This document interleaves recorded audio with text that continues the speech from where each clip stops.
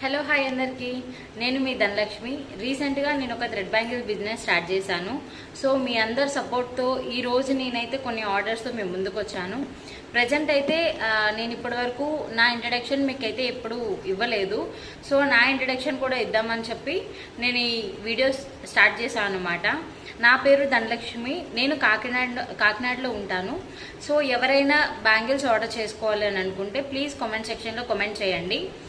ఇప్పటి వరకు అయితే నేను ఓన్లీ వీడియోస్ అండ్ ఫొటోస్ మాత్రమే ఇన్స్టాలో పోస్ట్ చేశాను.